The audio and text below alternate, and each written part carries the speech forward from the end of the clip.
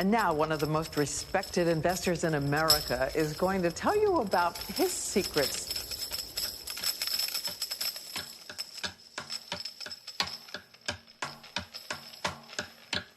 Warren Buffett. It's the sound of money. Billionaire investor Warren Buffett, the second richest man in America. He's estimated to be worth about $62 billion and makes him the richest man in the world.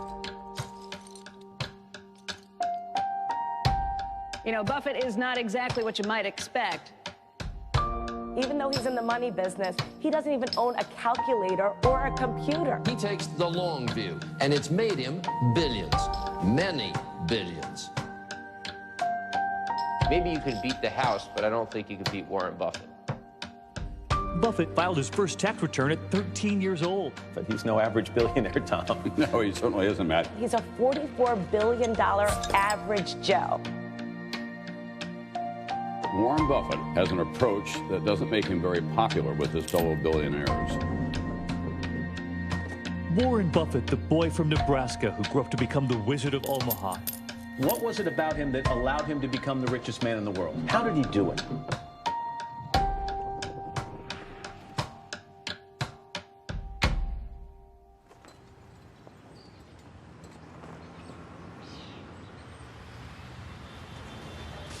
"70 years ago, I was in high school, almost a third as long as the country has been around. And when I was in high school, I really only had two things on my mind: girls and cars. and I wasn't doing very well with girls, so we'll talk about cars. But let's just imagine that when we finish, I'm going to let each one of you pick out the car of your choice. Sounds good, doesn't it?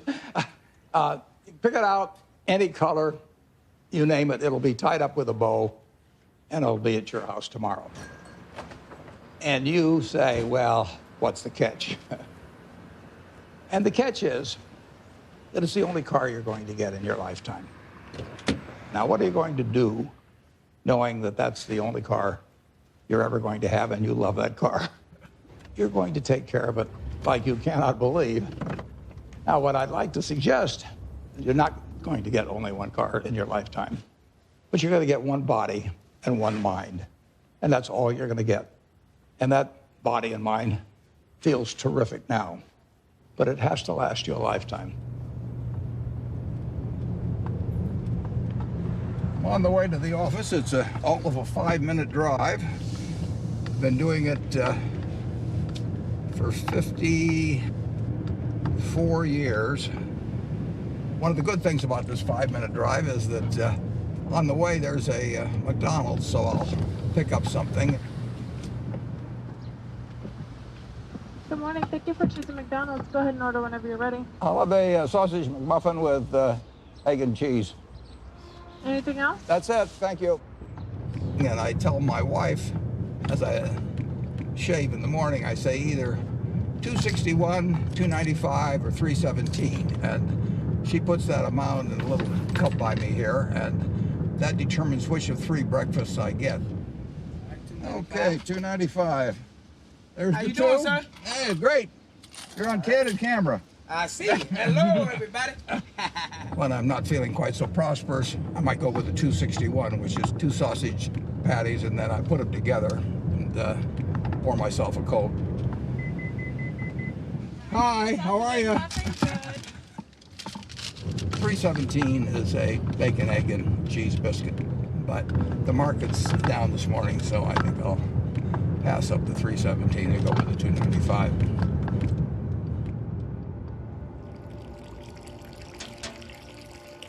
I like numbers. Started before I could remember. It just felt good working with numbers.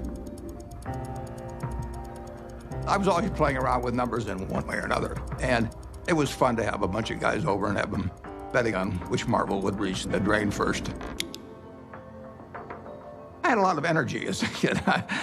I was inquisitive, and I was the youngest one always in the class because I'd skip. I've always been competitive. I like to read more than most kids. I really like to read a lot. My Aunt Edie gave me a copy of the World Almanac And that was heaven to me. And I can still tell you that the almost population was 214,006 in 1930. Some numbers just kind of stick with you. And very early, probably when I was 7 or so, I took this book out of the Benson Library called 1,000 Ways to Make $1,000. And one of the ways in this book was having penny weighing machines. And I sat and calculated how much it would cost to buy the first weighing machine and then how long it would take for the profit for that one to buy another one. And I would sit there and create these compound interest tables to figure out how long it would take me to have a weighing machine for every person in the world. I had everybody in the country weighing themselves 10 times a day, and me just sitting there like John D. Rockefeller's weighing machines.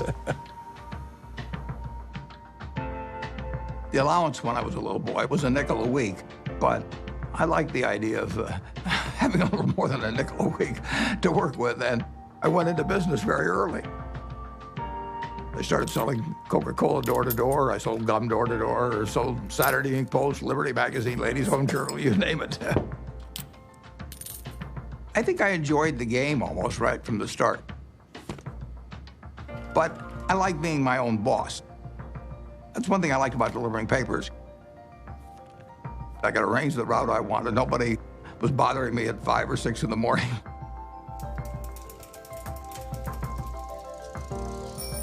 I was delivering 500 papers a day, and I made a penny a paper, but in terms of compounding, that penny turned into something else.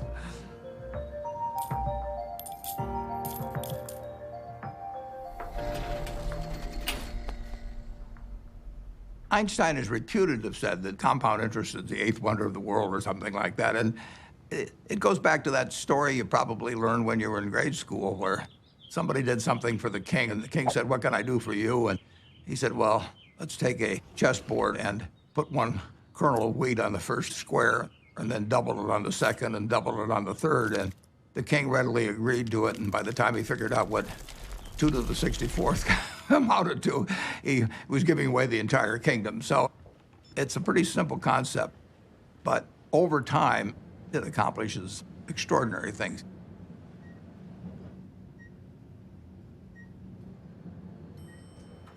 Berkshire is an amazing company. It's 4th largest company in the Fortune 500. He is the only person who has ever, from scratch, built a company that is in the top 10 of the Fortune 500.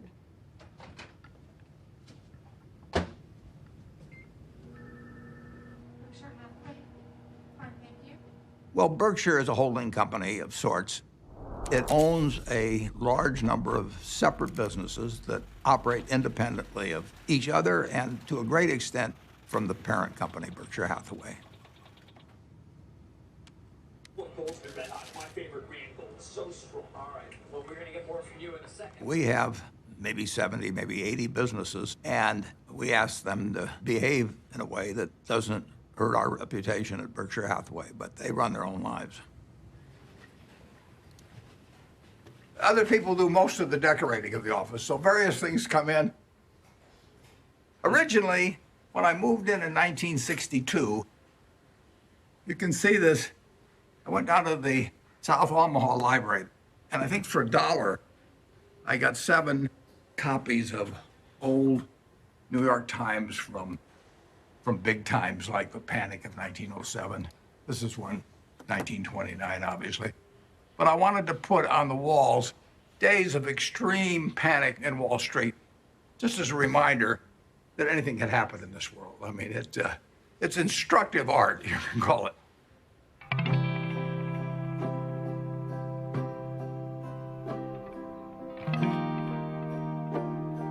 I was born in 1930 here in Omaha, Nebraska, during the stock market crash.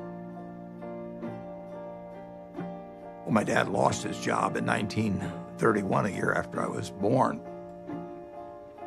He was a stock salesman, and he had what little savings he had in the bank, and so he started his own company. He worked right through the Depression.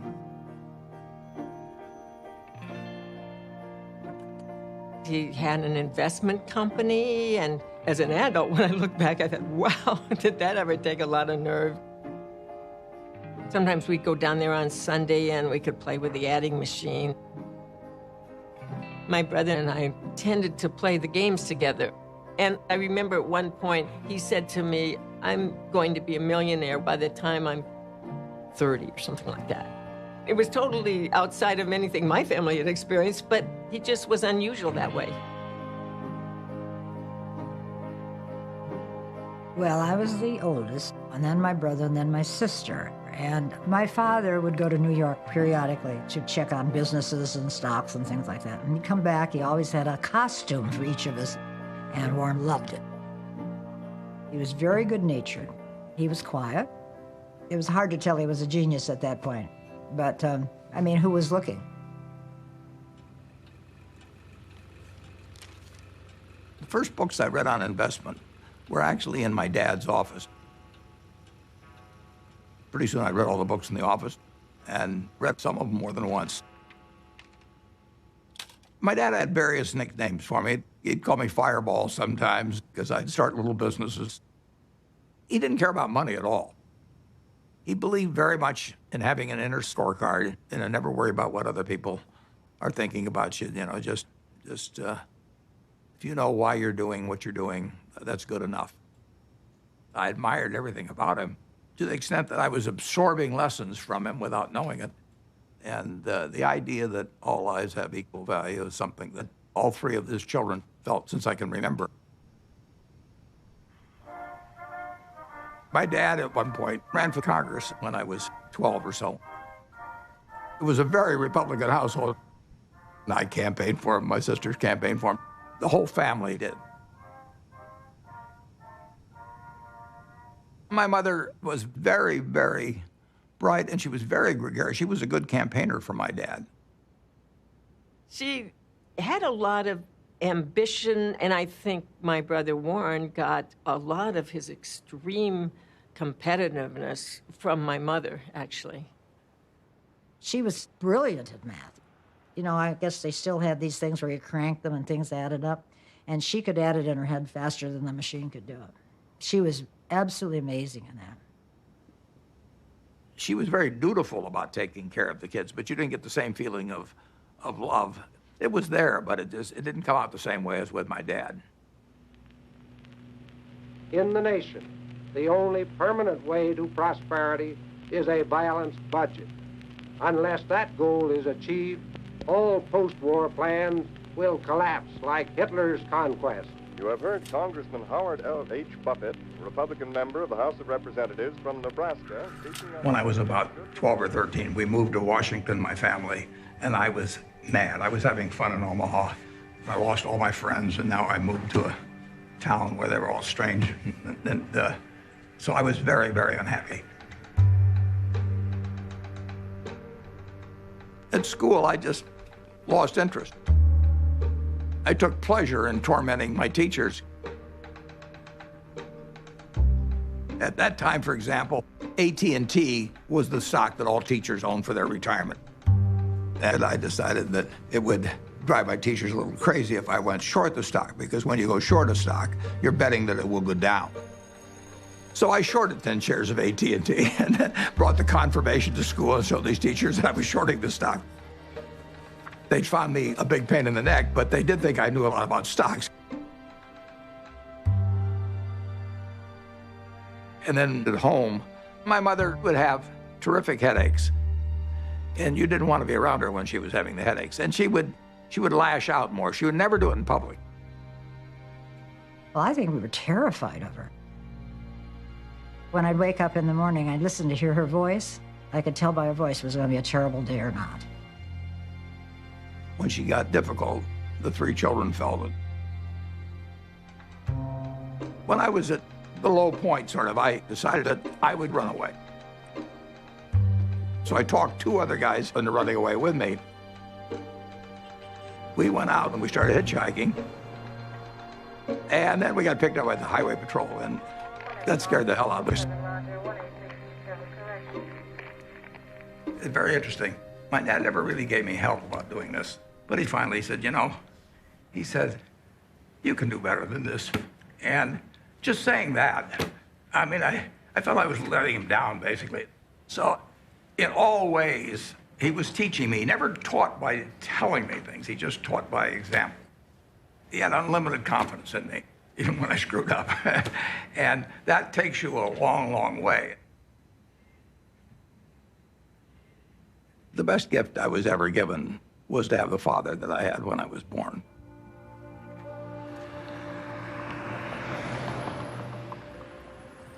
I didn't want to go to college. I was 16 when I got out of high school, and I was buying stocks. I mean, I actually was having a pretty good time, and I didn't see that there really was much to be gained by going to college, but my dad kind of jollied me into it.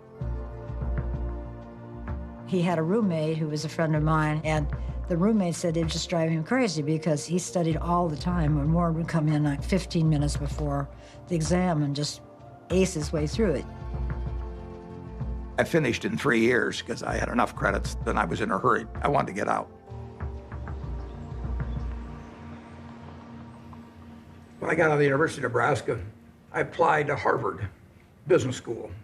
They told me I was to get interviewed in a place near Chicago. I got there, and he interviewed me for about 10 minutes.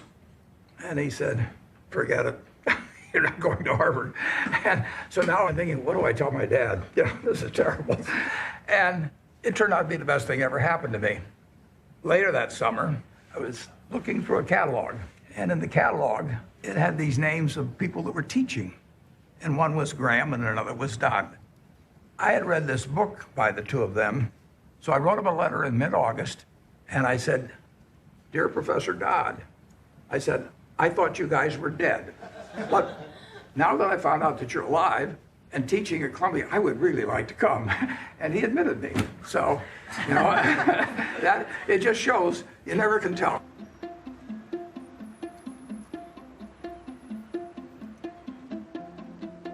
Gentlemen, that's Graham. Ben was this incredible teacher. I mean, he was a natural, and he drew us all in. Are Wall Street professionals more accurate in the shorter term than the long-term forecast? Well, our studies indicate that you have your choice between tossing coins and taking the consensus of expert opinion. And the results are just about the same in each case. It was like learning baseball from a fellow who was batting 400. It really shaped my professional life. There are 2 rules of investing, according to Warren, and he learned this from Ben Graham. Rule number 1, never lose money. Rule number 2, never forget rule number 1. Ben Graham basically coined the term value investing. He believed in careful scrutiny of a company's financial statements, and that if you bought value, it would eventually prove out. A few years ago, I went to Amazon, and sure enough, they had this manual there. So while reliving my youth, other guys were going to Amazon probably and buying old Playboys or something, but I bought old Moody's manuals instead. And when I got out of school, I started selling stocks. I was 20 years old at the time and looked about 16 and acted about 12. So I was not the most impressive salesperson anybody ever met. But what I would do was I went through page by page looking for possibly undervalued stocks. Is this like going through an old family album? Better.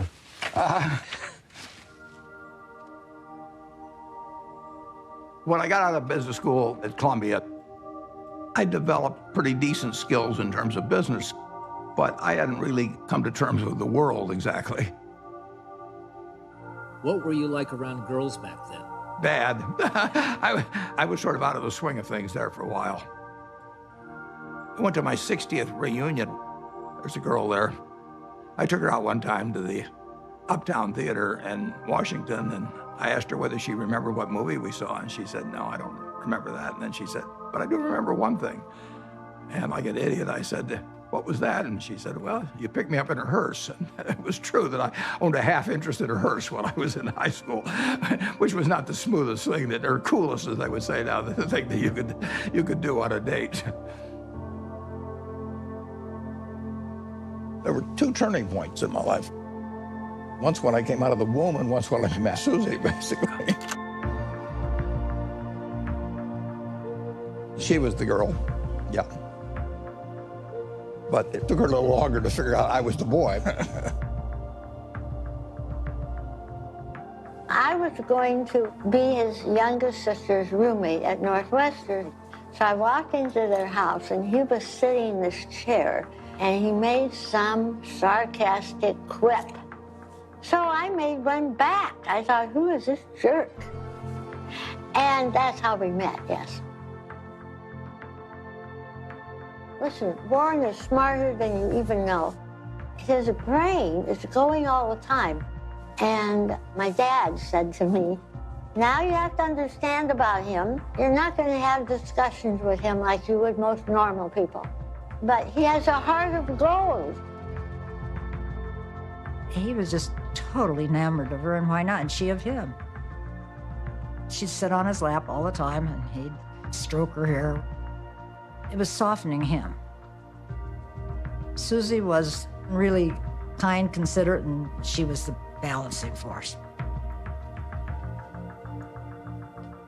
I just got very, very, very lucky. But I was a lopsided person, and it took a while, but she just stood there with a little watering can and just nourished me along and changed me. Somebody once said that the chains of habit are too light to be felt until they're too heavy to be broken. I had been terrified of public speaking. I couldn't do it. I'd throw up. And I knew if I didn't cure it then, I'd never cure it. And so I saw an ad in the paper for the Dale Carnegie course, which worked on developing your ability to speak in public. And I went down there. Be sincere. A good smile has the same effect as a puppy's tail. When a puppy wags... They made us do all these crazy things to get out of ourselves, and so we stood on tables and did all kinds of things.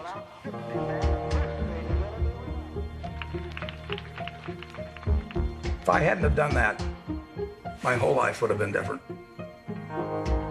So in my office, you will not see the degree I got from the University of Nebraska. You'll not see the master's degree I got from Columbia University, but you'll see the little award certificate I got from the Dale Carnegie course.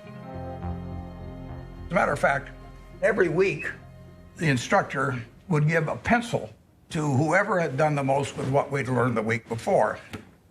And so in the fourth or fifth week, I proposed to her mother, and she said yes. And so that week, I won the pencil, and I also got engaged. I mean, it was an incredible week.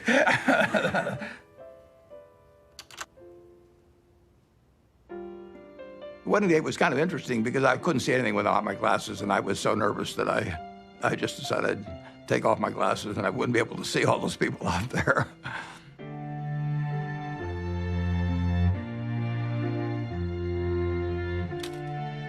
She was 19 when we got married, and I was 21. But she was so much more mature than I was, there's no comparison.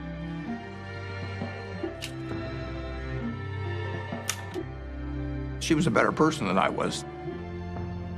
But when you get married, it's not a question of saying, I'm going to put a 14% factor in for humor and 17% for intellect and 22% for looks. It doesn't work that way. I knew it was the right decision, and it was.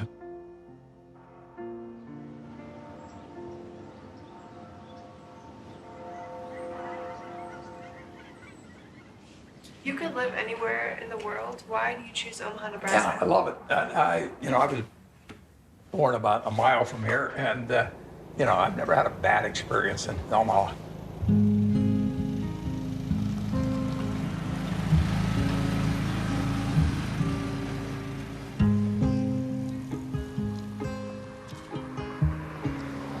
Omaha and Nebraska are home to me. Everything about it seems like home. It's a pace, it's relationships. There's a lot of continuity, there's a lot of community, there's a lot of friendship. It's a very solid place and friendly place in which to grow up and in which to conduct a business.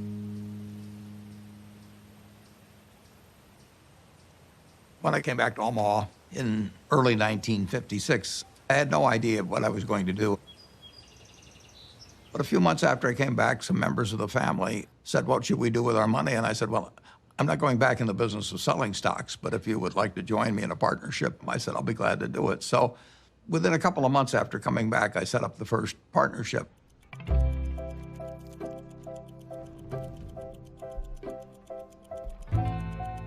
I wrote all the checks individually. I filed 11 income tax returns. I took delivery on stocks for all the different companies. I was a one-man band there for 6 years. Warren would sit upstairs in his little office there, and I would bring up the name of a company, and most of the time he knew much more than I did about the company. He'd know how many shares were outstanding, he'd know the capitalization, he'd know the earnings. It was absolutely incredible. I mean, when Warren said something, it meant a heck of a lot. And I think all of us paid a lot of attention to Warren when he took a definite stand on something. When I first met Warren back in 1959, I recognized immediately that he was a very intelligent person. For the last 4 or 5 years, the stock market has been booming along and presumably forecasting better business, which has really not materialized. So maybe the stock market is really correcting a previous incorrect forecast this time rather than making a new correct one.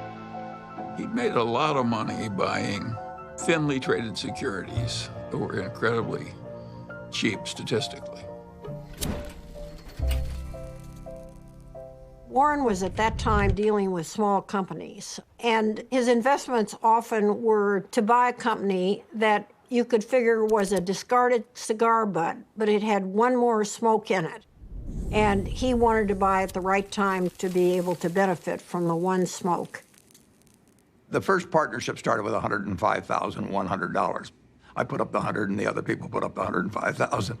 And then at the start of 1962, I moved to Kiewit Plaza. And by the time I moved to Kiewit Plaza, we had $7 million invested, and a fair amount was profits. I was then renting a house. I never owned a house to that point. And then 2 years later, I bought the house I live in today in 1958.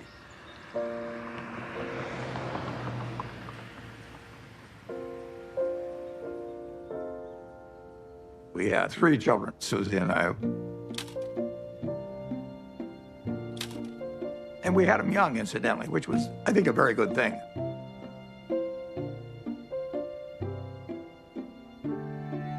My daughter Susie was born here. I named her Susie just like that as soon as I looked at her, because she looked just like her mother. And she was a cinch. And then Howie was, you know, this absolute bundle of energy, which made things very difficult for Big Susie for a while. Peter again reverted back to Susie's personality, and he was an easy child.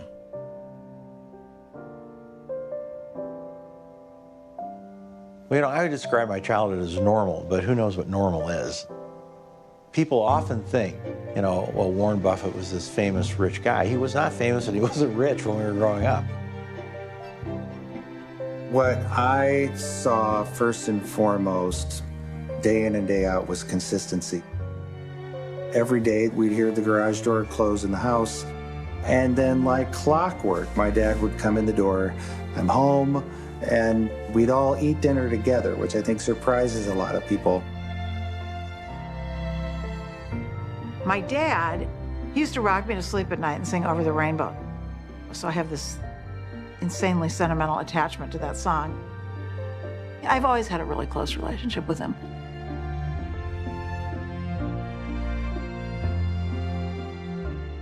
I've got 3 very different kids, and they've got a common heart, which they got from their mother.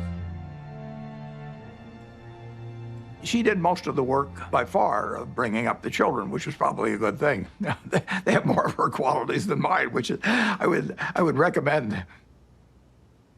Well, my mom was the biggest part of my life growing up.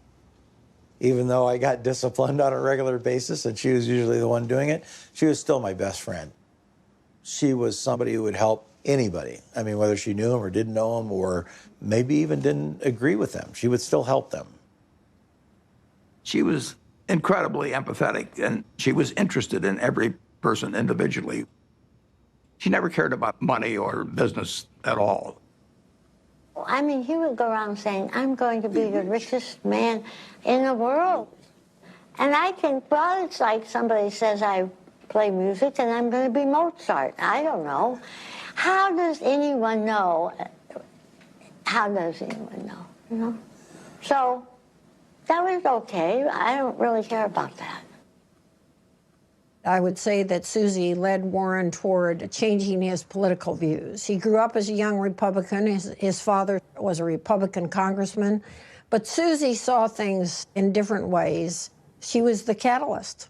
Freedom, freedom, freedom. Louder, louder, freedom. What do we want now? When the children were growing up, I was very involved in civil rights. I was immersed in it, and I think that's what made Warren a Democrat. He would go with me to hear speakers. I remember that speech that Martin Luther King gave. That was one of the most inspiring speeches I've ever heard. Took me right out of my seat. My wife was with me, and we both had the same experience. It was interesting. In that speech, he talked about truth forever on the scaffold, wrong forever on the throne, but that scaffold sways the future. Well, he was going to be dead in 6 months, but that scaffold did sway the future. My wife was more active than I was, but I was 100% with her mentally. I was just working a little more on my own investments. But it did make a difference what we were going to do with the money after we made it. I thought I would pile it up over the years, then she would unpile it in terms of running one very large foundation. And I was particularly good at compounding money, and therefore society would benefit by waiting. I was genetically blessed with a certain wiring that's very useful in a highly developed market system where there's lots of chips on the table, and I happen to be good at that game. Ted Williams wrote a book called The Science of Hitting, and in it he had a picture of himself at bat and the strike zone broken into, I think, 77 squares. And he said if he waited for the pitch that was really in his sweet spot, he would bat 400, and if he had to swing at something on the lower corner, he would probably bat 235. And in investing, I'm in a no-called strike business, which is the best business you can be in. I can look at 1,000 different companies, and I don't have to be right on every one of them or even 50 of them. So I can pick the ball I want to hit. And the trick in investing is just to sit there and watch pitch after pitch go by and wait for the one right in your sweet spot. And if people are yelling, swing you bum, ignore them. There's a temptation for people to act far too frequently in stocks simply because they're so liquid. Over the years, you develop a lot of filters. And I do know what I call my circle of competence. So I stay within that circle, and I don't worry about things that are outside that circle. Defining what your game is, where you're going to have an edge, is enormously important.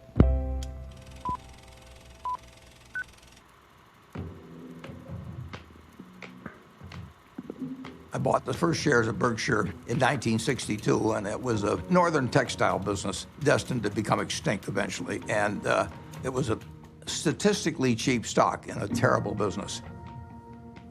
Berkshire Hathaway was closing mills, and as they closed mills, it would free up some capital, and then they would repurchase shares.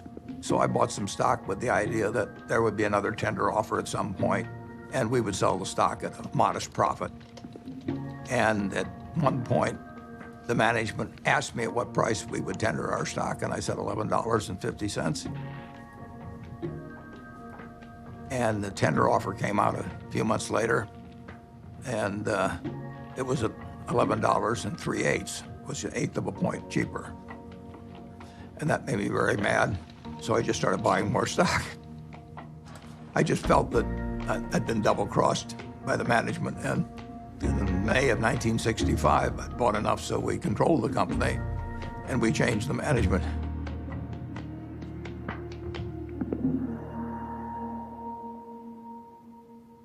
That was a pretty silly way to behave, as Warren has recounted in retrospect. One of the reasons Warren's successful is he's brutal in appraising his own past. He wants to identify misthinkings and avoid them in the future. But it was an accident that he chose Berkshire Hathaway. If the chairman hadn't tried to cheat him out of an eighth, there wouldn't have been any Buffett-Berkshire Hathaway history. If you're emotional about investment, you're not going to do well. You may have all these feelings about the stock. The stock has no feelings about you. Looking back, it's interesting, that tender offer, I didn't realize it, but it happened about 5 days after my dad had died. And whether that had affected me or not, I don't know. Do you remember your last conversation with your father? Yeah, but I don't want to talk about it.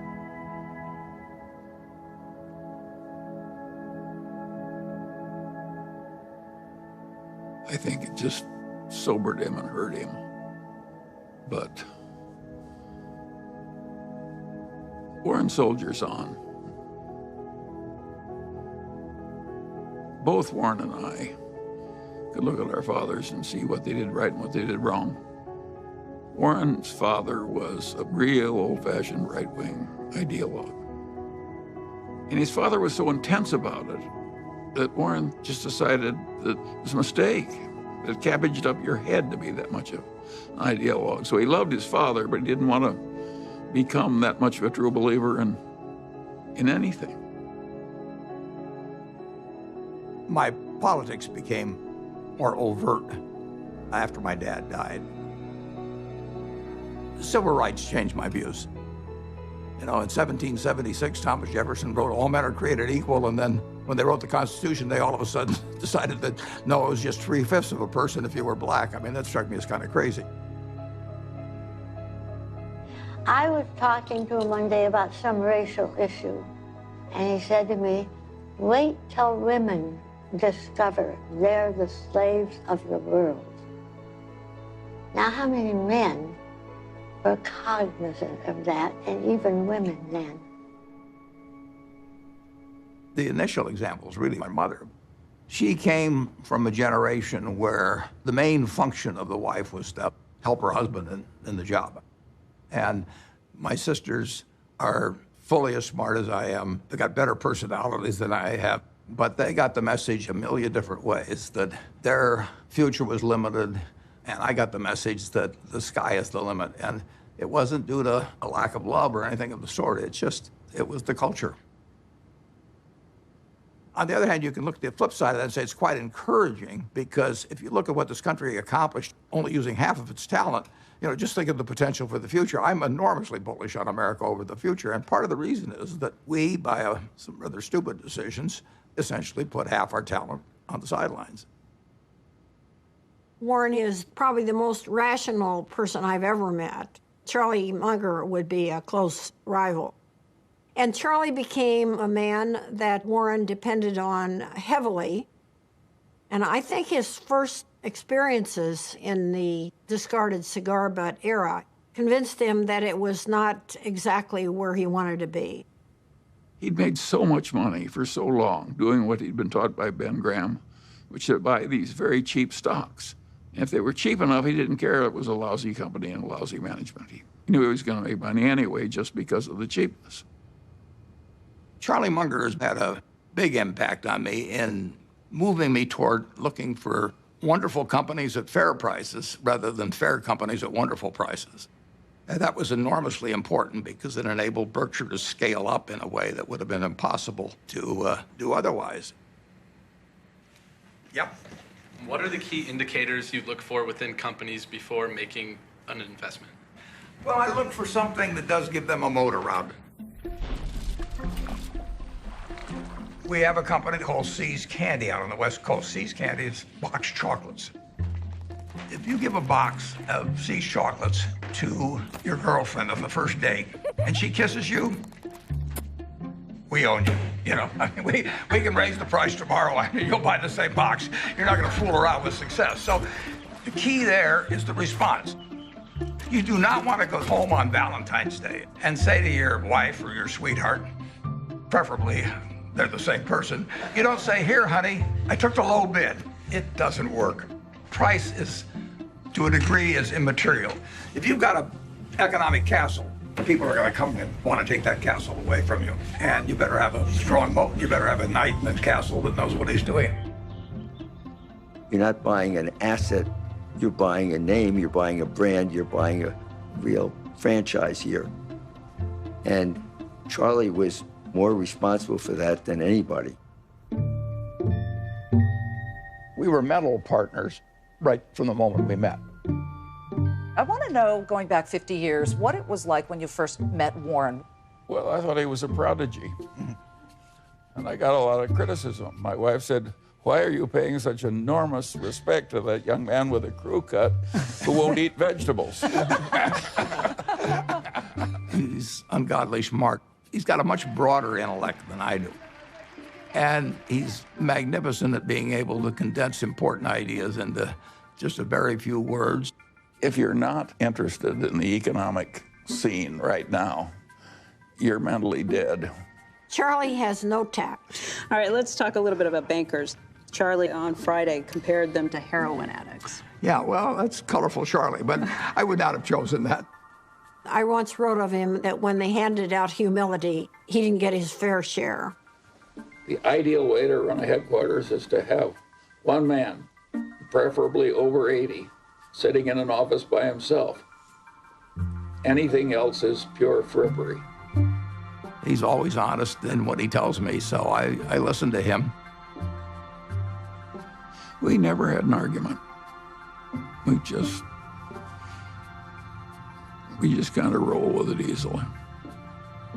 Suppose Warren doesn't want to do something that I would have done. And suppose that happens 4 times over 40 years or something. What the hell difference does it make to me? Net, the record is working out fine.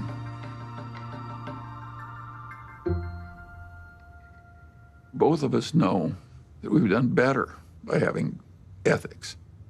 Warren's not interested in making money by cheating people. Warren's opinions of Wall Street investment bankers would not endear him to their mothers.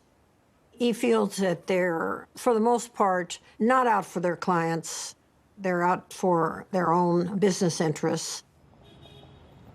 In the late 1960s, there were just a flood of accounting shenanigans and mergers built upon false accounting and misleading people. It was a time when a lot of charlatans were prevailing in Wall Street and were being applauded by Wall Street. And I understood what the game was about, but I didn't want to play in it. So I closed down the partnership at the end of 1969, and I took on the title of chairman for Berkshire Hathaway. Well, I think the modern Berkshire is pretty much all a reflection of Warren. I have constructed a business that fits me. It's kind of crazy to spend your life painting if you're painting a subject you don't want to look at. I've gotten to paint my own painting in business on an unlimited canvas, in a way. It's a different sort of place. I work with a great group of people that make my life very easy and that take good care of me. We have 25 people in the office, and if you go back, it's the exact same 25, the exact same ones. We don't have any committees at Berkshire. We don't have a public relations department. We don't have investor relations. We don't have a general counsel. We don't have a human relations department. We just don't go for anything that people do just as a matter of form. It's exactly the life I like. And it's not work to me. It's just a form of play, basically.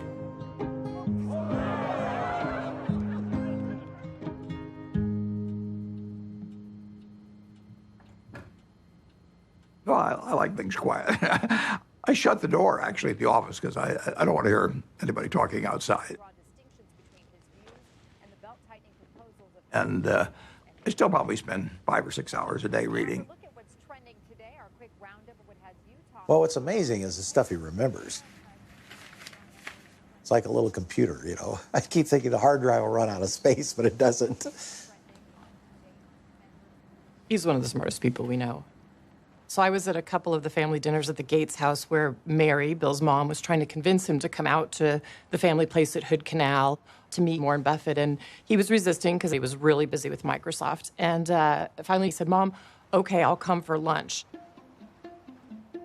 So the two of us flew out there somewhat reluctantly because, you know, buying and selling stocks, which is how I thought of Warren, wasn't a particular interest to me and didn't seem like value added. It turned out that was completely wrong. We knew that day that we'd be very close friends. In fact, we just couldn't get enough of each other. Shortly after I met Bill Gates, Bill's dad asked each of us to write down on a piece of paper one word that would best describe what had helped us the most.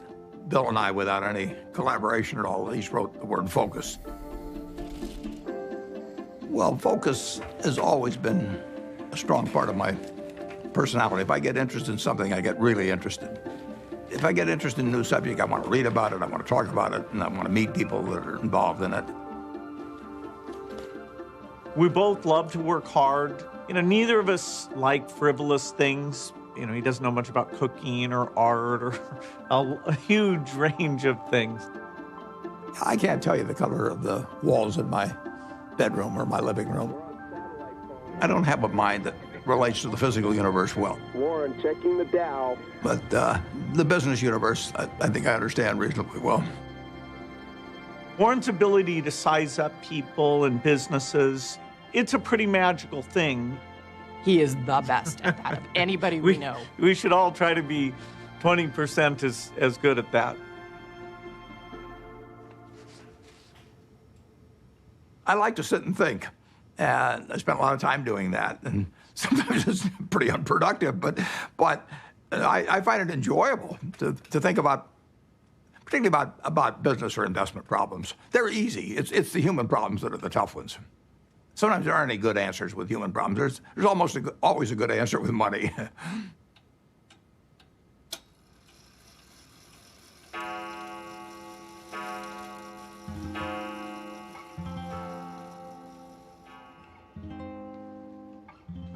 He was sort of a genius.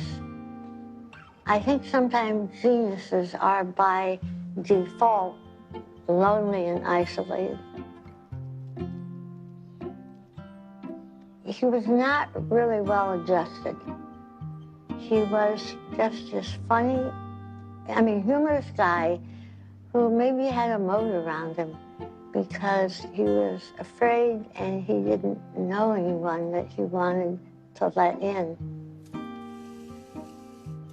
And to this day, I don't know, well, nobody knows him like I do, and probably any wife would say that. But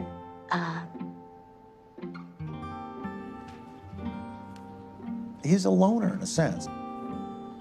And it's difficult to connect on an emotional level because I think that that's not his basic mode of operation. He was there physically, but he was upstairs reading all the time. I always told my mother we have to talk in sound bites. I learned that early on, that if you start, going into some long thing, unless you've explained to him ahead of time that it's going to be a long thing and you need him to hang in there, you lose him. You lose him to whatever giant thought he has in his head at the time that he was probably thinking about before you came in and really wants to get back to. He's not like the rest of us. I don't think my dad ever took anybody for granted, but you are a little bit blind, I think, sometimes to what other people might be doing behind the scenes. And my dad's gotten a little bit of a pass. Warren can't find the light switch, and it's probably my fault. One time, years ago, when the kids were little, I was feeling really sick. I had the flu, so I lay down on the bed, and I said to Warren, will you get me a pan or something from the kitchen? I may not get to the bathroom. I feel so sick. He said, okay. So he traveled down to the kitchen, and I hear this bang, biff, boom, bang. And he comes up and he brings me a colander, and I looked at it and I said, look, honey, this has holes in it. Oh, okay. So he ran down, all this banging with him. He comes up and he puts the colander on a cookie sheet.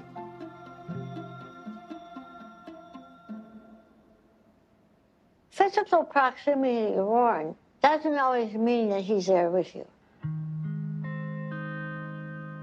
He's so cerebral, you see. And that's why I learned to have my own life. We were two parallel lines, but very connected when he was open to connecting. I did make a joke at one point. I said, you know, we could make a tape of Mom yelling, you know, bye, Warren, I'll be back later, and then have the door slam, and you would just think she was here. I don't think he knew what she was doing most of the time. Once Howie and I were both gone, as we've gotten older, she started to see the writing on the wall here and, you know, just started trying to figure out how she could at least have some more, she called it, you know, a room of her own.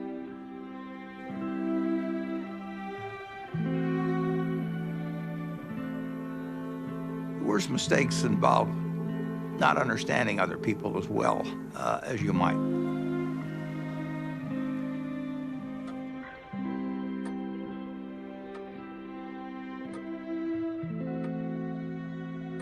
Well, she left Omaha in 1977, and there really isn't much to say about that.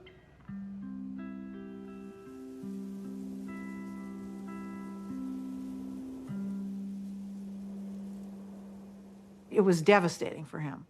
And I came home because I can't say I was mad at her exactly, but I kept thinking, how can you leave him? He can't function by himself. So my mother, she'd asked a bunch of her friends to sort of look in on him. And Astrid was one of them. So I called Astrid. I said, Astrid, will you take one, make him some soup, go over there and look after him because he's not going to make it. And it took him a while to figure it out, but he figured it out. I said, I'm not leaving you because I'll be wherever you want me when you want me. My mom moved to San Francisco, and I think one of the reasons it was important for her to leave Omaha was because she just felt like she was kind of trapped in this environment, that everybody knew who she was, that she, you know, couldn't have her own identity. He knew that there's something she needed to do, and that she really recognized that the money gave us all and her a choice in a lot of ways that a lot of people didn't have. There was a time Warren was getting criticized, that here was this very, very rich man who was getting richer every year and really wasn't giving a lot of money away. And there was terrific criticism by some people, which Warren never said anything about. The biggest thing in making money is time. You don't have to be particularly smart, you just have to be patient. Susie didn't want to wait as much as I did, but she never quite appreciated compounding like I did. That is a disagreement we have. I run a foundation now. I think we should be giving more money away. But I understand why we don't, because it's business. To me, the crux of it is that it wasn't the money itself. You can see that in the way he lives. I mean, he doesn't buy huge paintings or build big houses or anything like that. It's all mental with him. And the money is his scorecard. And he used to say to me, everybody can read what I read. It's a level playing field. And he loves that because he's competitive. And he's sitting there all by himself in his office reading these things that everybody else can read. But he loves the idea that he's going to win. I'll tell you how you do it. Have you ever seen a juggler juggle 25 milk bottles? How did he ever get to do that? The answer is he started with 1 bottle, then 2, then 3, and just kept doing it, and pretty soon he was at 25. And that's the way we did it. So basically, we started out with cash and ended up buying a bunch of businesses, including insurance companies. Insurance is in itself a profitable business, but it has the additional advantage of creating something that's called float. And float is the money that hangs around Berkshire while a claim is waiting to be paid. And Warren turned out to have an extraordinary ability to use the money thrown off by the float to buy companies that fed the growth of Berkshire. In 1983, Mrs. B cashed in on her business by selling control for $55 million to a company owned by investor Warren Buffett.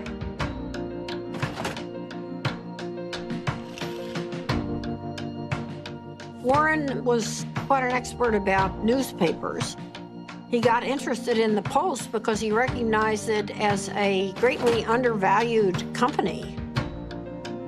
He had to write me a letter. Dear Mrs. Graham, I've just bought 5% of your company, and I mean you no harm. And I think it's a great company. I know it's Graham-owned and Graham-run, and that's fine with me. And I thought, whoa, this guy's really terrific. He used to come to board meetings with about 20 annual reports, and he would take me through these annual reports. I mean, it was like going to business school with Warren Buffett. Kay Graham did introduce Warren to the world of Washington, entirely different group than he had ever dealt with before. It was clear that working with Kay gave him a different kind of confidence, and he was the star. Everyone wants to hear what Warren Buffett has to say. The Oracle of Omaha, building his image and having some fun. Berkshire shares have increased more than 2,000% in value, one of the largest market capitalizations in the world, and it could grow a lot larger since Warren Buffett shows no sign of slowing down. So how did he do it? By investing in what he knows and understands. Good old-fashioned American brands like Coca-Cola, Fruit of the Loom, and Dairy Queen. What inspired you? This inspired me. Find what you like. Is that what Yeah, absolutely. Today, the Coca-Cola Company will sell almost 2 billion 8-ounce servings of one form or another of Coca-Cola products. Now, if you get an extra penny a day, a penny a serving, that's $20 million a day. That's $7.3 billion a year from 1 penny more. When you own Coca-Cola, you own a little piece of the minds of billions and billions of people. That is really good. Who's got the most $100 bills these days? Well, his name is Warren Buffett in this country, and he has just displaced his friend Bill Gates as the richest businessman in the world.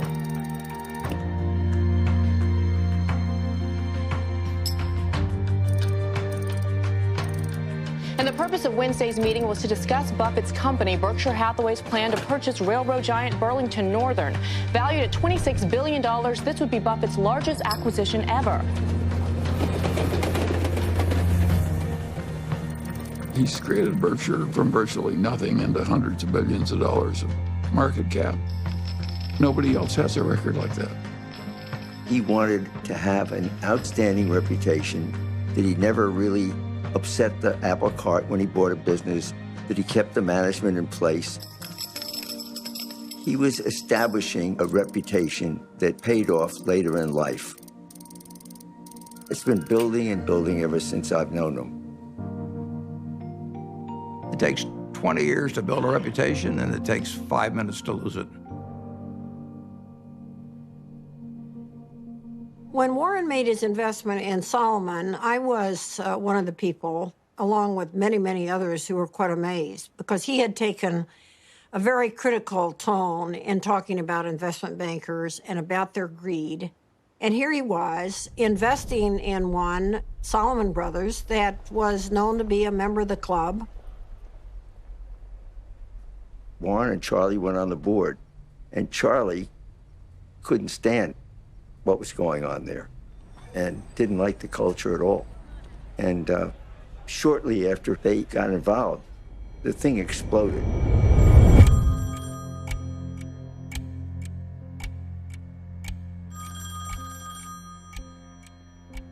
In 1991, on a terrible day in August, I got a call, and the two top officers of Solomon were on the other end, and they said that we had a problem. This is NBC Nightly News. Good evening. It is the kind of scandal that rocks Wall Street and raises questions about the integrity of our financial institutions. With the giant securities firm of Salomon Brothers under investigation for improper trading of treasury bonds. Salomon admitted it exceeded the limit of trading in government bonds, once by buying bonds in the name of a customer who didn't even know about the deal. Salomon Brothers is under investigation by the Treasury Department, the Federal Reserve, the SEC, and the Justice Department. But more important than the fate of the firm itself is the impact their actions could have on the public trust and on the credibility of the American market worldwide. The company owed $150 billion. It owed more money than any other private company in the United States at the time. And that night, I met with the man that ran the Federal Reserve of New York, who was the sheriff, in effect. And I said, I've never really owed very much money before. I said, I've got a little mortgage on a house, but $150 billion is a little staggering. And I was hoping he would say, well, don't worry, Warren, we'll give you a few weeks to breathe. And he said to me, prepare for any eventuality.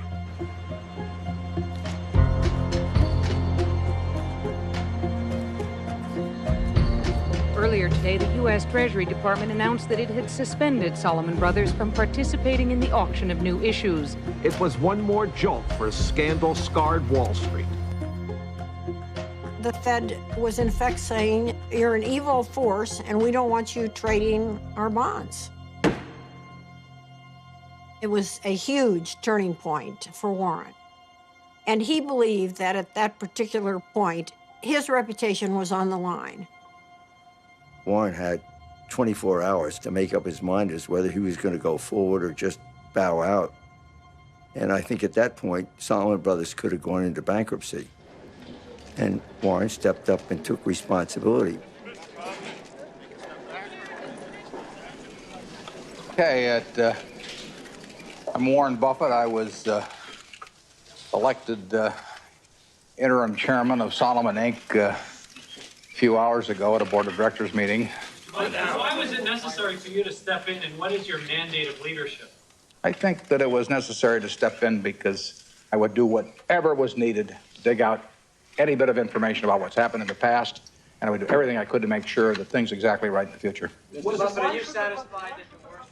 I had to convince the Treasury that what was done in the past was awful and stupid, and they had every right to be furious at us. But this firm employed 8,000 people, and it was going to go out of business unless they let us continue, basically. Warren believed that there was a too big to fail scenario. The term was not used then, but he believed that Salomon was too big to fail.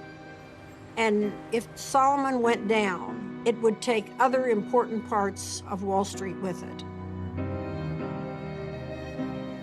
We had this death knell from the Treasury, so I called the Treasury. Nick Brady was the secretary. I'm pleading for my life, and I'm sure my voice was cracking and everything else. I said, Nick, this is the most important day of my life. And that I really did feel that it was going to be a colossal disaster. He wasn't sure I was right at all. In fact, he probably thought I was wrong, but he knew that I felt what I was saying. So the Treasury modified its order, and in effect, of course, it was quite an endorsement. It was huge.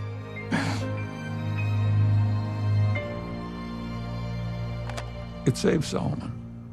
Nick Brady went with Warren because he trusted him. It shows how having a good reputation is really helpful in life. I thank you for the opportunity to appear before this subcommittee.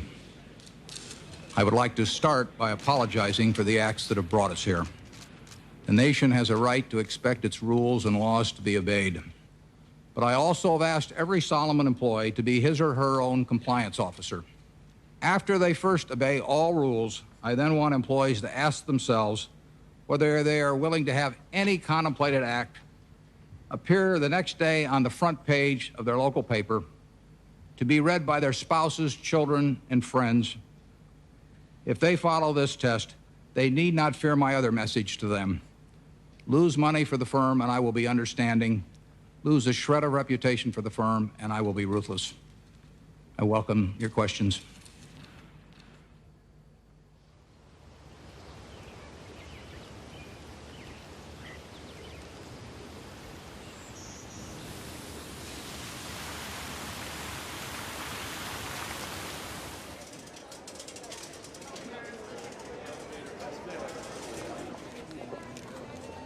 It's been 50 years since I formally took control of Berkshire Hathaway, and step by step, we've created something that is kind of what I dreamt we might create over time, but it took a lot of time to do it. It never seemed like we were making that much progress on any one day, but compound interest works. When you think back 50 years ago when you founded this company, did you ever imagine it would be the 5th largest company in the world? No, I didn't. But if I was thinking about it, I wouldn't have thought in terms of being the 5th, or the 4th, or the 3rd. You would have wanted number 1. Well, I mean, if you're going to dream, you might as well dream.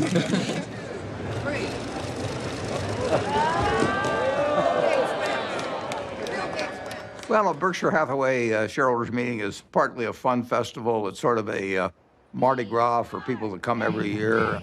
It's a chance for us to have a lot of fun and meet the people that have entrusted us with their money. Well, we used to have just 30 people in a cafeteria, and now we have this huge public spectacle. Celebration is part of making a group of people work well together. It's a celebration. We are glad you're here at our meeting. Be sure to check out our wares. We'll sell you C's candy and dilly bars and insurance for all of your cars, for it's buy all you see at the Berkshire Show.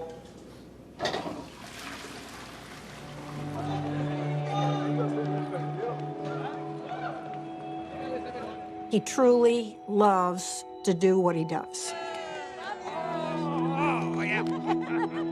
I think investors who own Berkshire Hathaway, they see themselves as a part of a community. There are more long-term holders of Berkshire than any company. People consider it a religion. They don't buy it with the idea they're going to sell it next week. I think most of them buy it with the intent of holding it for their lifetime, just like they'd buy a farm or buy an apartment house. At Berkshire, everybody gets the same information from the comprehensive annual report. We don't meet with the analysts. I'm not interested in what an analyst thinks about Berkshire. I'm interested in what the owners of Berkshire think about Berkshire. He came out of a private partnership where people he knew were trusting him. And he had his relatives in the partnership, and they were not rich. And as it got bigger, started treating everybody else the way he treated his relatives. In terms of our feeling toward the people who are shareholders, we regard them as our partners. They're not some faceless group of people, and that's why at the annual meeting, I love seeing 40,000 of them. It gives real meaning to what we're doing every day. Let's try. If you knew Susie like I know Susie, what a gal. We just have a lot of love and respect for each other, and that's never changed. I don't go to most things in Omaha because I think Astrid lives there with him, and that's for her to do. And then we do all kinds of things.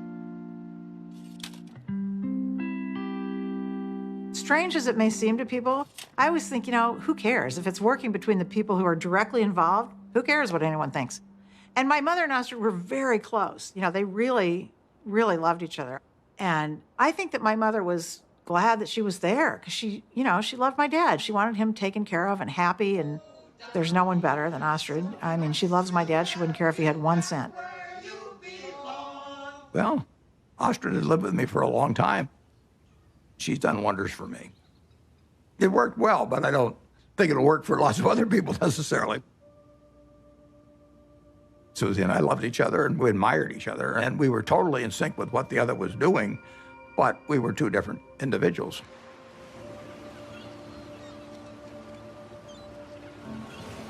The first time Warren came out to San Francisco, we took a walk and he looked around, and he's not very visual. He was looking around and he said, this is your city.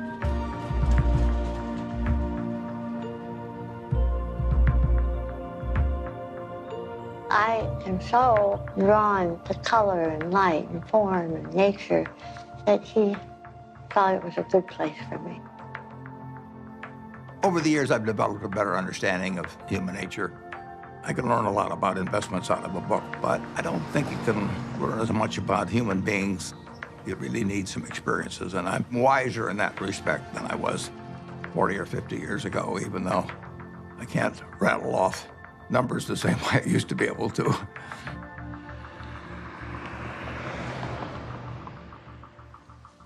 Well, I think that what we do reflects who we are. That's true for everybody in this room. And if you do the work I do, you meet the best human beings in the world. People who've made a choice not to make money, but to serve other human beings. I think it's the best kind of life anyone could have. I was with her in Arizona at this Fortune Most Powerful Women's Conference, and she told me that she'd had a biopsy the day before, and I didn't really think much of it. Then we got home, and the biopsy results were not good. It was stage 4 oral cancer. I was on my way to a board meeting in India, and I remember saying to her, I'll see you when I get back. And she rarely cried, and she just started crying. I said, no, you need to stay here, and you need to come out for the operation. So we were all there, and the day she was going into the surgery that morning, my dad, it's funny, there's some of it he just can't, he just can't. The thought of something happening to her was just, for him, it was just the worst thing that could happen. She knew it was going to be really difficult. She knew the recovery was going to be brutal. So I think that she had that surgery for others. It was quite a big surgery. She couldn't talk, she couldn't swallow, she couldn't eat. But she came out, and I really was with her for the next 4 months or so. And my dad came out every weekend.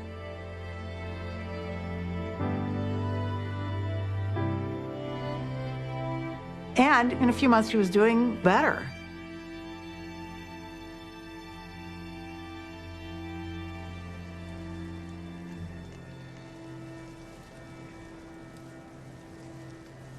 She and my dad had gone to Cody, Wyoming, which they did every year with a bunch of friends.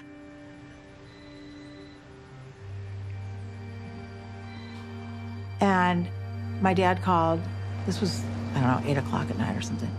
And he said, something happened to Mom. I'm in an ambulance. You need to come. I actually thought something happened to my dad. I don't know why I thought that, but I guess I thought, my mom had this recovery, it was successful, and why would anything happen to her?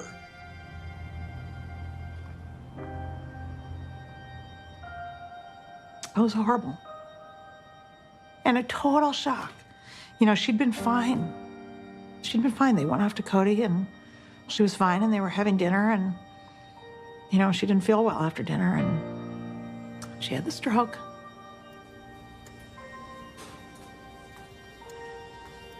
We went into the hospital room, and my dad was sitting there. He'd been sitting there all night, holding her hand. I was so proud of him, because when it came down to it, he knew what he was supposed to do, and he did it, which was nothing. So my dad went to sleep, and I sat with her, and I just kept putting my hand on her heart to see if she was breathing. And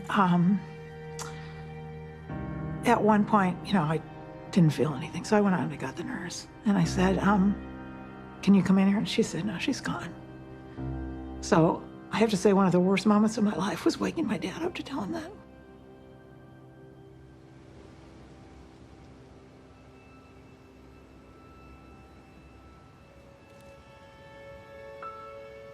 It's a very strange thing, love. You can't get rid of it. If you try to give it out, you get more back. If you try to hang on to it, you lose it.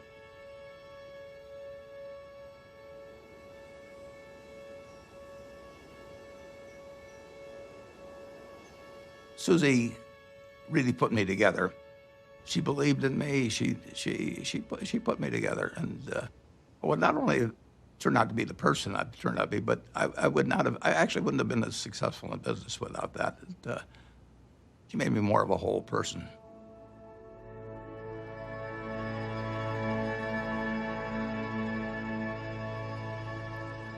He went dark, essentially quiet and inward for a certain amount of time. You know, my dad is a solitary guy, and he had lived essentially a solitary life in a lot of ways. I think it came down to him figuring out how he was going to get through this tunnel and get out the other side.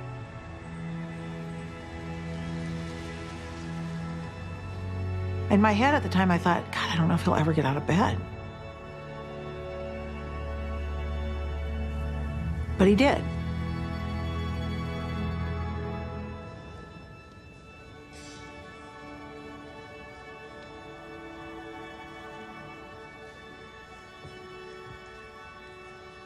Welcome. I'm Patty Stonesiver, the CEO of the Bill and Melinda Gates Foundation. And we appreciate you coming today, especially since I sent a very vague and very late notice to ask you to come to a conversation with Bill and Melinda on the future of philanthropy. So let's get on with it. I have the pleasure of introducing a good man whose great decision is going to change the world, Warren Buffett.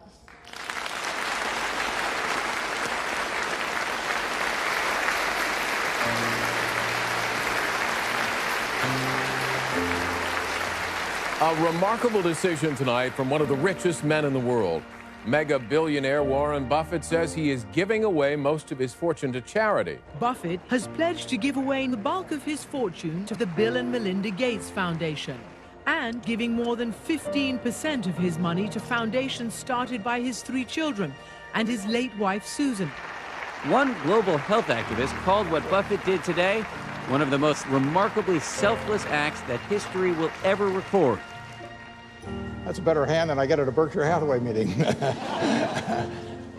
I'd like to thank you for coming. It's a great day for me. It's a great day for my family. My wife, Susie, and I had planned that whatever I made would go back to society. And originally, I thought she would outlive me and that she'd make the big decision on it. But since her death, I had to rethink the best way to get the money into society and have it used in the most effective way. And I had a solution staring me in the face. It was completely out of the blue. I mean, amazing. The largest single gift ever given was what he gave away that day.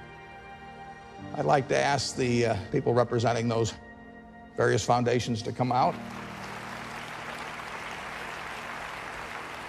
First 3 letters are easy to sign. I just signed Dad.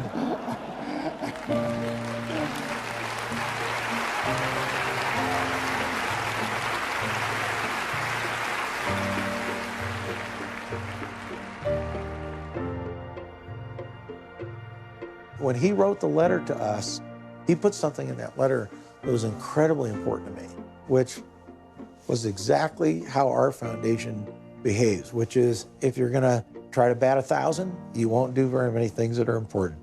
But if you're willing to basically strike out a few times, you can really change something big. ICCN! Well, I feel terrific about the fact that my 3 children each run a separate foundation that combines their special interests, whether it's early education or whether it's farming in areas where people's techniques for using small plots of land could use a lot of improvement. All kinds of ways, vaccines, you name it. More powerful than Buffett's gift is the message he's sending to other wealthy Americans, that those who have the least in this world should benefit from those who have the most.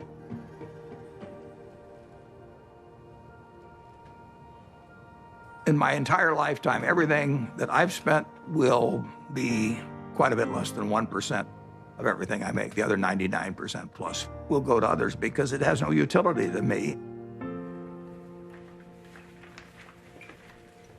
So it's silly for me to not transfer that utility to people who can use it. It's doing me no good.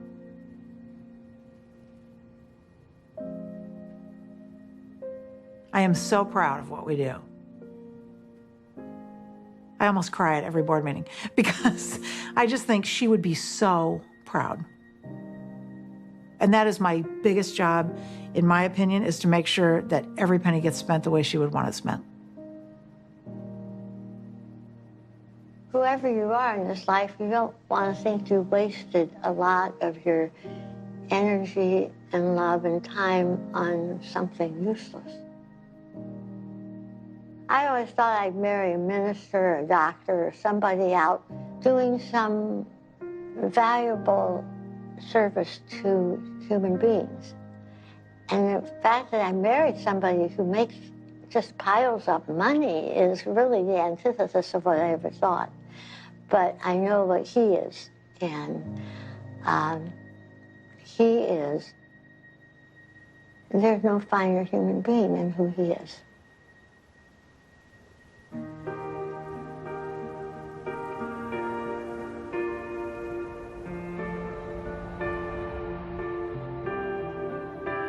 The truth is that I'm here in my position as a matter of luck. When I was born in 1930, the odds were probably 40-1 against me being born in the United States.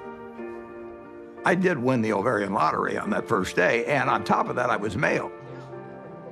Put that down as another 50-50 shot, and now the odds are 80-1 against being born a male in the United States. And it was enormously important in my whole life. To think that that makes me superior to anyone else as a human being is just, I can't follow that line of reasoning. Terrific. Okay, good luck. I think I was lucky to have been standing alongside Warren Buffett while he was becoming Warren Buffett. He has developed over the years. He's broadened. His values extend through all of his life. He wants to lead a life that he and his father, if his father was still living, would say was a good one. I think he's going to end up in the history books 100 years from now. I'm not sure what role he's going to be assigned. Will he be famous for what he did as an investor or as a philanthropist? But Warren said that his ambition in life is to be a teacher. The world is a great movie to watch, but you don't want to sleepwalk through life. The important thing to do is to look for the job you would take if you didn't need a job. And life is wonderful then. I mean, you know, you jump out of bed in the morning because you're really looking forward to the day. I have, for over 60 years, been able to tap dance to work just because I'm doing what I love doing. And I just feel very, very lucky. Okay, class dismissed.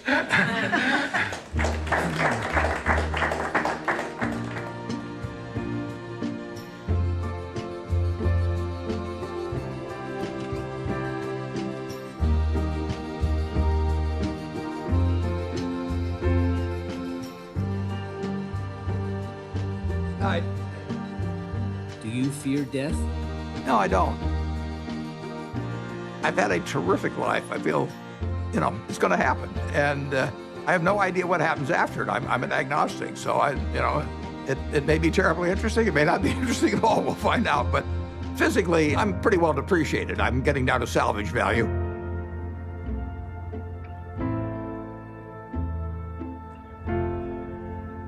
But it really doesn't make any difference at all. It doesn't interfere with my work. It doesn't interfere with my happiness. It doesn't interfere with my thinking.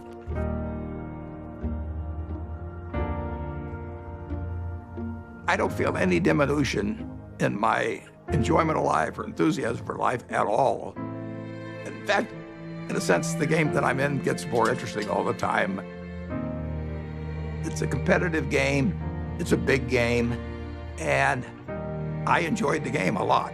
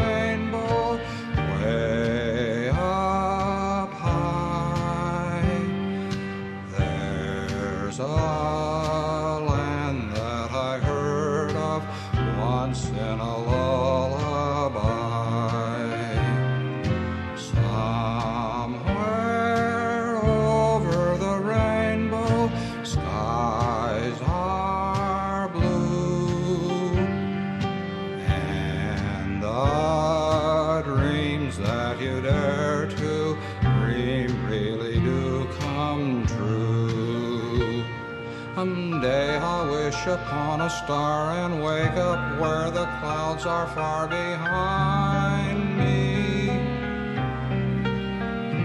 where troubles melt like lemon drops away above the chimney tops.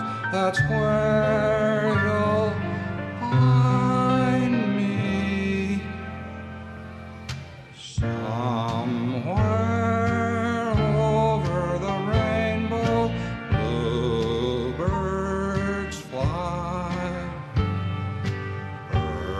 Birds fly over the rainbow.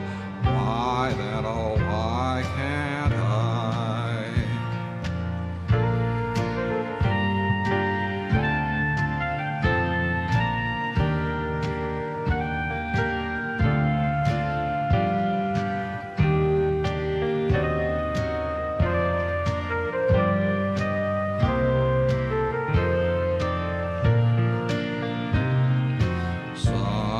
Somewhere over the rainbow, bluebirds fly.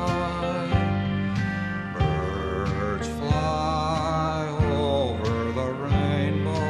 Why then, oh, why can't I? If happy little bluebirds fly beyond the rainbow, why, oh, why can't I? Good night, Susan.